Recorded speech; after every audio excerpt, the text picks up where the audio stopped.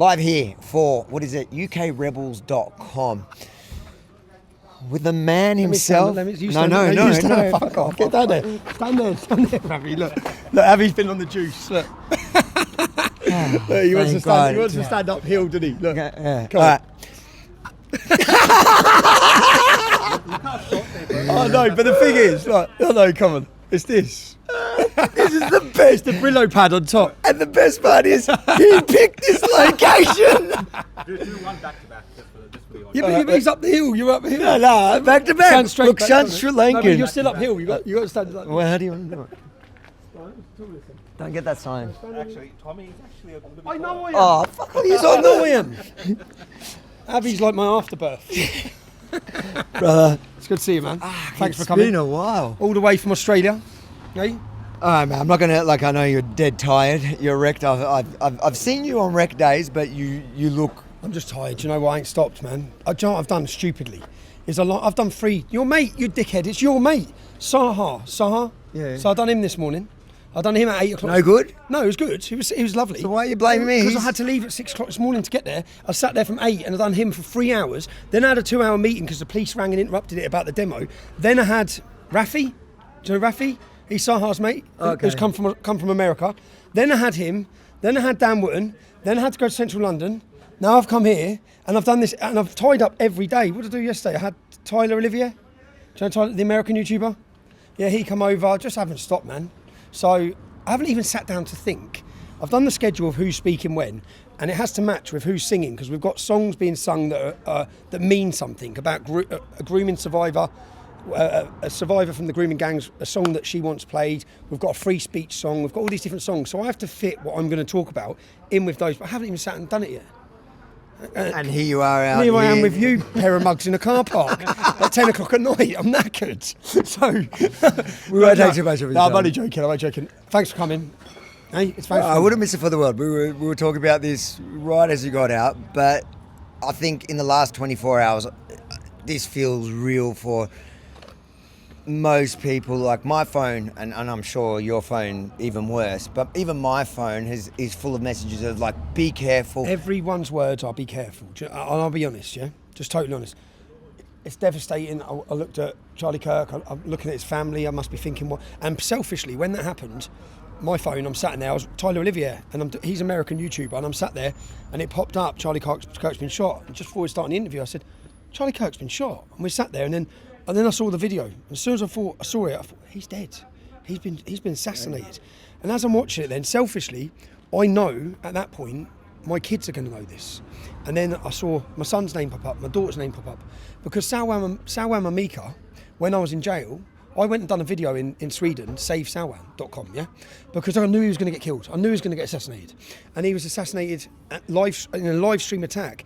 And then when I rang home to speak to my kids, my ex-wife, she said, like, my son hasn't stopped. He's distraught. He's terrified. So then when this happened yesterday, I just thought, selfishly, I thought, well, my kids are going to be so scared now. And everyone's going to be so scared. But I've watched through a lot of what Charlie Kirk has said previously. And he talks about courage and having courage, even when you've got fear, even when things are dangerous. You have to stand by the truth and continue to stand by the truth. So what would Charlie Kirk want? Would he want people being scared? Would he want people not debating, not going to college campuses, not going to demonstrations? So that's what I said today, like, that's the worst thing you can do. We have to now, everyone has to rise up. This should be a turning point where everyone exercises their free speech. I hope his death drives so many people to search and find Christianity, because I'm watching all of his videos today. I think everyone, probably all over the world, has been. So, yeah, the worst thing to do would be to shy away. And, being careful. I know people say be careful. Being careful is what got us into this absolute mess that we're in as a country. Being worried, being scared. So I think that the only message to send is that more people will talk, and we will be in London, and we will pay a beautiful tribute to Charlie Kirk. Charlie Kirk stood up. Charlie Kirk stood up for Britain and free speech in Britain more than anyone I can think of in this country. And that's mad to say, no? I can't think of one politician that has stood. He travelled here, he spoke about free speech, he gets it. I looked at his comments from 2018. He gets what's happening in Britain. He understands we've lost our free speech. He understands how important speech is. And he even said, because in this country people like deflect or they say something first. Well, people say, I don't agree with Tommy Robinson on everything, but And I watched an interview of him. He said, "Oh, just cut that bullshit. I'm from America. I don't need to do that. No, I don't need to do that." But we currently are looking. We were going to play a tribute anyway to the United States of America, to Donald Trump, to Elon Musk, to JD Vance, because they're fighting for our freedom here, our speech. You know, Elon Musk give me back my platform. We have hope now. Yeah. After Donald Trump got him, I think when that election happened, I heard Americans saying this is a vote to save America. We're watching it thinking, no, this ain't a vote to save America. This is a vote to save the West. This is a vote to save us. Donald Trump's got in. The ripple from free speech.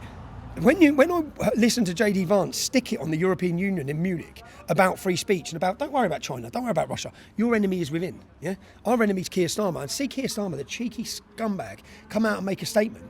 Keir Starmer would have locked Charlie Kirk up. Charlie Kirk would be labelled an Islamophobe, and you see what's happened to Charlie Kirk.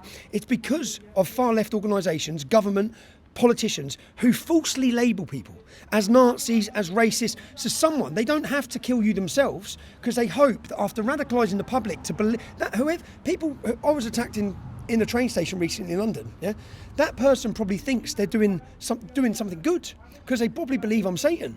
They believe on that guy. Now, Charlie Kirk has only ever sat down. He hasn't done half the things I've done. He's just sat down and debated very nicely. He's been open to talk to everyone with more speech in such a caring way, even when he's talking to people he strongly opposes with.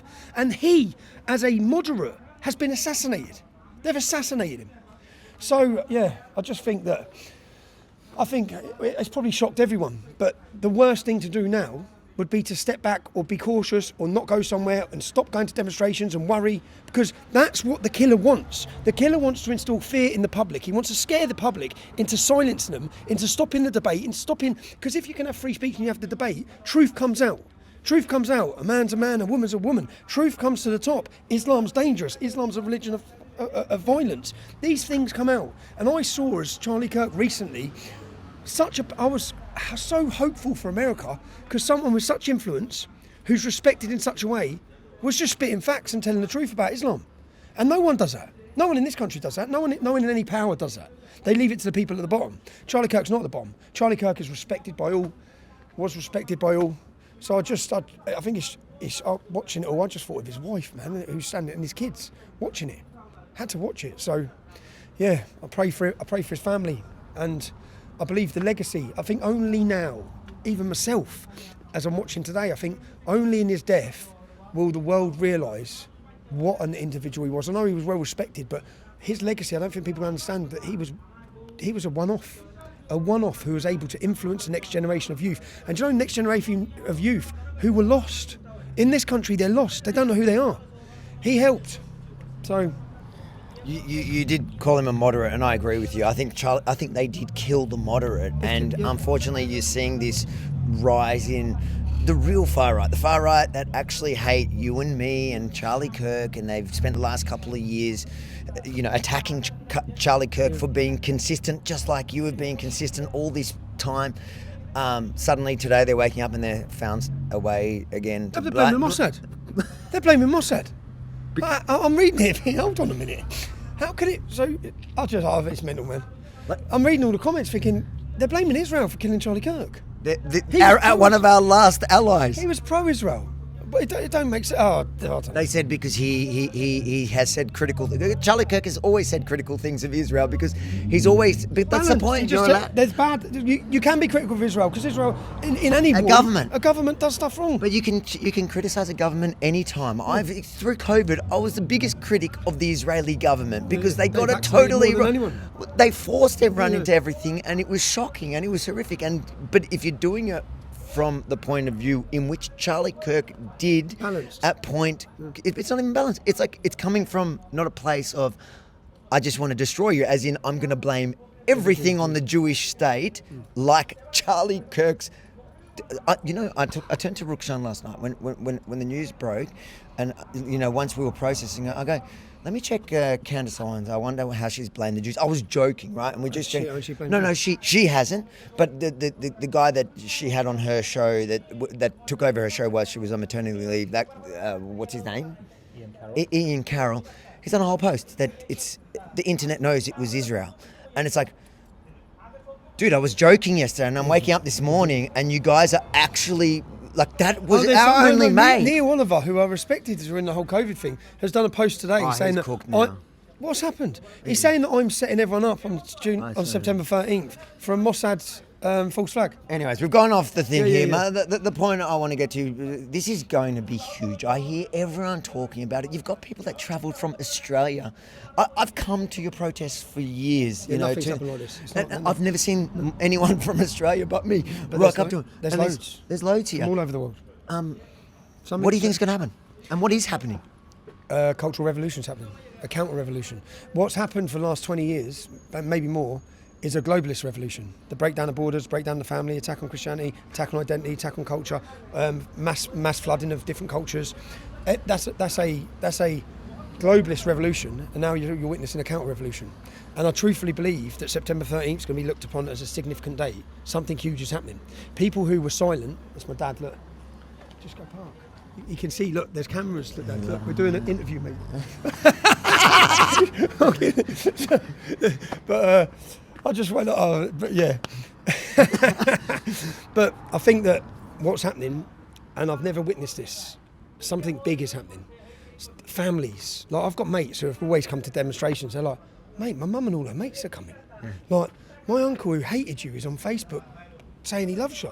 He goes, something massive is happening. I think people have realised the lies, and lots of things have played a part in this. Lots of things have I was played going a to part. ask you, what do you think there was a tipping point? What was the major thing that changed it, or was it just a bunch of compounding things that happened one after another? Like the things that I can point to that I noticed, you know, I've always defended Tommy Robinson, and I know personally my anecdote is that in the beginning, your name was toxic, and people would always say, People were scared to be with me. people would say, don't say that you're an idiot. I like what you say, Harvey. Don't. And I'm like, mate, I know him. You don't know what you're talking about. And then I've seen this shift. And so the biggest point in time was probably Jordan Peterson. Jordan Peterson. And then Elon Musk, which is probably... Jordan, Elon Musk, the film, my imprisonment. So when people saw my imprisonment, that was 167 million people watched that documentary. Yeah. But Jordan Peterson brought me in from the dark. I was censored, I was isolated, and I was toxic. And they'd successfully had a campaign against me to brand me as that. Because that's what they do, yeah? And they don't want anyone to listen to you. So people don't even take the time to actually listen to you. Even if they might see your video, don't listen to it. Jordan Peterson then sat down with me, and that had 4 million views. And I know it shifted because of the letters I received when I was in jail. All the letters were like, I sat and watched on Jordan Peterson, and I couldn't believe what I was hearing. And then from Jordan, and Jordan Peterson was a stepping stone. And from Jordan Peterson, I watched The Rape of Britain, and then I watched Panadrama. And I sat and read for 7 months. I was on solitary confinement, and I had bags put in my cell every day. And I realised then, something big's happening here. Yeah, something big's happening here right now. And then Elon Musk shone a torch on the rape scandal. And then if people are going back, which have started to do, and they're looking at older videos, they're realising, which I've sat on podcasts now recently with people who hated me, who have said, yeah, I fucked up. I'm sorry. So I've got people apologising to me everywhere I'm going, yeah, apart from at St Pancras train station. Everywhere I'm going, I've got people apologising to me saying, look, and I'm not, and I've never claimed to be anything I'm not, yeah. And I always say, yeah, of course I've made mistakes. I'm a working class lad from Luton Town, yeah. It was never going to be to take on militant Islam in this country. It was never going to be nurses, was it? Yeah. I said, so you've got to take the good with the bad. And I said, but when people make criticisms, I said, I've never been racist. I've never been extreme. I've never been any of those things. I'm just a bit of just a normal lad.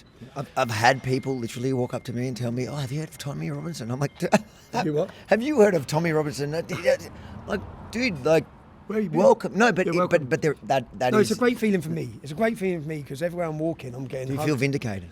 I feel vindicated, but I've always said I never want to be able to say I told you so, because if you would have listened a decade ago, how much more could we have prevented? We are now, this country's at breaking point.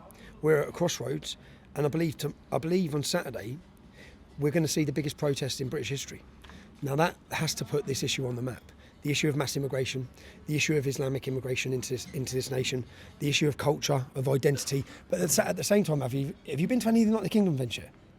Have you been to any of the last 4? Oh, mate, wait till you see this, bruv. It's a party. It's a festival. It's a wonderful atmosphere. People come to have a joyous time. And you know the last thing that the government want is unity. And we're unifying everyone. Wait to see the diversity of the crowd. All the lies, all the smears, it hasn't worked, which is quite a good place to be, because I just think, look at all the efforts you went to demonise, to slander, to label us. The public haven't bought it. They know you're lying. Speaking of lies, apologies. Has Piers Morgan said sorry yet? Who's that? Piers Morgan. Oh, that's that dinosaur, isn't it? Irrelevant fucking journalist. People ask me, they want to see the debate. When's that debate happening? Oh, mate. Piers Morgan, was pro Black Lives Matter, then he's against Black Lives Matter. Was pro Israel, then he's against Israel. Was pro vaccine, then he's against the vaccine. He doesn't know what he is. And I don't mind talking to someone who I know they believe what they say. But when you sit down with Piers, I think, what do you even believe, Piers? Yeah. And all he done, when I went on his show last time, again, it hasn't aged well for him. The video hasn't aged well. Because what he done is he screamed at me and screamed all these labels calling me Islamophobe. And then Jordan Peterson, when I was in jail, I come out of jail and watched Jordan Peterson hand him his arse, yeah? And then I watched Gad Saad absolutely annihilate him. And I watched all these presenters literally stand and say exactly the same as what I've said, whilst he sat there nodding. I think, well, you didn't nod with me. And again, it's just a class issue. That's all it is, it's a class issue. So he sits there and listens to them. But I think Jordan Peterson, Gad Saad, Elon Musk, so many people have helped. In fact, everything you're going to witness happen this Saturday, each stepping stone, each thing has played its part, yeah? And Elon Musk buying X and giving the British public an opportunity to have a platform for debate has resulted in what we're going to see on Saturday. And I hope you're going to see the biggest protest in British history, and I hope you're going to see the spark of a cultural revolution in Britain. Now, I know you, and I think you rightfully point to all these moments because I agree, I saw it happen. But I think one thing you're missing that I don't know if you recognise it, but it is it's the opposite of Piers Morgan. The consistency you've had from the beginning in not changing your belief or your rhetoric or your campaign based on the audience capture. We've seen that especially in the last 2 years by so many influencers. Charlie Kirk was one that wasn't audience captured. He stood by it as much shit as they gave him. But you stood by, and I think that I know at least in the Jewish community, there's a lot of people that tell me, I can't believe I got him wrong, because back then he was actually saying exactly what he's saying now. We're just the ones that realise it. I said this I went on trigonometry. I said, lads, I haven't changed. Yous have changed. Yeah? I haven't shifted at all. I'm saying now what I was saying in 2004. Nothing's changed for me. Yeah? Just that the public have now shifted. The country and the mood of the nation has shifted. They're looking, they're learning, they're listening. They understand. Look, I used to talk about these issues when they were confined to towns like Luton. No one cares about Luton. People in nice communities don't care about Luton. Luton just, they don't care what's happening there. Luton doesn't seem to care about Luton. Yeah, but it's a shithole, it's my shithole. But the difference is now, those problems that were confined to Luton are now in Epping. They're now in Harpeth. They're now in lovely towns, and migrants have been flooded. And people know Keir Starmer was voted in off 9 million votes. 20 million people didn't vote. We set this up 2 years ago, and we had a vision to. You can try and bring political change, but you'll need hundreds of millions of pounds to set up a political party, and it'll take you decades, probably, yeah, to get in power, possibly. You need hundreds of millions. If you change the culture, you'll change the politics. So we had a vision of changing the culture peacefully through celebrations, bringing people out, giving them the confidence to realise they're not alone. You're not part of a fringe movement, and letting them feel part of a community again. So we had all these visions. We'll see on Saturday how successful we've been in 18 months. We've been very successful. You are on the verge of a cultural revolution, and the whole world, the whole entire globe is watching London this Saturday. So no pressure. We've got to succeed. Yeah, we've got to succeed. We've got just before I let you go, we're going to end it here. But you're going to have a live feed. We're going to actually have a live feed from within the crowd, because I think there's something unique about seeing the people that actually are there and ask them why they're there. Exactly. And seeing the beauty. When I sat back, do you know the moment for me? Because you're in the middle of it. I watched back afterwards. I won't enjoy it for the days afterwards. And I sat and watched the videos of the people there. Their banners they've made, the T-shirts they're making, the old, the young, the different races, all so happy and seeing. And it's a beautiful moment, and you can feel it when you're in there. You can feel it. Before I let you go, I want you to a message for two different people. Yep. There's the person that's still. That doesn't know, that you think, that if you had to convince the average Brit to come on Saturday, what would you say to them? Can you look at your town or your country and think it's going in the right direction? Do you trust your government? Do you think they care about you? Who are they putting first? Is it British people? Is it the old age pensioners who are freezing now in winter? Is it British people can't get a dentist appointment? We are back of the queue. Is that what we should be? When every sacrifice that our families and our forefathers made for this country, and who's at the front of the queue? People who come off the boat yesterday. They come through 16 safe countries. They are not refugees. They're economic migrants. I'm all for helping women and children in other countries, but our culture's disappearing. Our country is changing. We're like foreigners in our own towns and cities, in every major city. Okay, nothing's getting better. The level of violence, all these problems, and unless a message or the fear of God is put into the government, and the fear, they will receive fear through seeing unity and seeing that we control ourselves. They don't care about loads of young men running down the street because they can label them and delegitimise their argument. They care about women with prams, kids and children, nans, mums, sisters coming out and sending a message. So I think there's an army of mums coming into London. and I think it's going to be massive, man. We've hired our own helicopter even. We've got a news broadcast helicopter to prevent them lying, because the media will lie about the numbers. You're going to see the numbers, yeah? So you're running a feed from above? We're not running the feed, no. We're not running the feed, but we've got the helicopter. They're going to be sending us clips so we can put them out. But it's that, I believe, as far as your eyes can see, it's going to be just it's going to be a beautiful sight. It's going to be absolutely beautiful, yeah? Last person I want you to talk to is those that support you, believe in your message, but have seen what has happened in the last 24 hours, watch what happened to Charlie Kirk in front of the world, and are scared. They want you to be scared. They want you to be scared. What would it mean to, it would be, you would fail Charlie Kirk. If you're upset by what just happened to him, then listen to his videos again, watch what he asked for, watch what he said, watch all of his speeches, find courage to speak, to rise up, to teach the next generation, to give them morals, to be good people. Just watch what he said and live by the words of what he said if you want to respect his life and you don't want his death to be in vain. I don't think it will be in vain. I think there'll be a moment, it should be a turning point. But I'd like a message to give to the media and the journalists and the politicians who have falsely put targets on us, because they've put targets on all of us. You've had targets on, I've got targets on me. People want to punch me in the street and they don't even know who I am. They don't know anything about me. That's come, and do you know the sad thing is? You've got Camilla Tominley, who's a right-wing pundit, who said just 6 months ago that I'm a white supremacist. You've got it's like there's no truth in it. And she's on the right of politics. She has legitimately put a target on me. So I might walk down the street and someone might stick a knife in me because they believe I'm a white supremacist because she's on daytime TV lying. You've got not even Nigel Farage. Nigel Farage just stood up and said that I've got convictions for violence against women. It frustrates me because I haven't got a conviction for that. You're meant to be honest. You're meant to have some morals. That's like you have paedophiles and then you have people who beat up women, and that's what he said I've got a conviction for, and I simply don't. So it's just a lie. You've even got Julie Hartley-Brewer. I've just named you 3 big right-wing pundits, not left, not the far left. In fact, it's the right-wing who have attacked us more. They've attacked me more, and I don't know why. And I've asked them for peace so many times. Just don't lie about me. Just stop lying about me. Stop putting targets on us, because it's not fair, it's not right, and it's dangerous. You've seen now how dangerous it is. But they've been allowed to do it. There's been the far left they haven't been dealt with the same by police or anything. They can incite murder, they can incite hate, and nothing happens to them. So I'm grateful, man. And do you know what? If you're one of the people who supported me, do you know all the time? Sometimes I felt like that, yeah? Sometimes, and every time I get picked back up, even when I went to jail, it's hard for me to feel sorry for myself. When I'm opening sacks and sacks of mail and realising people in this prison have got no one, I've got an army of people supporting me. I've got Ezra's flown over with Avi. He's looked after my family. They've done crowd funds for a trust fund for my children. So I'm sitting in jail. It's hard to feel bad, yeah? It's hard. And then and also I've been in this for so long.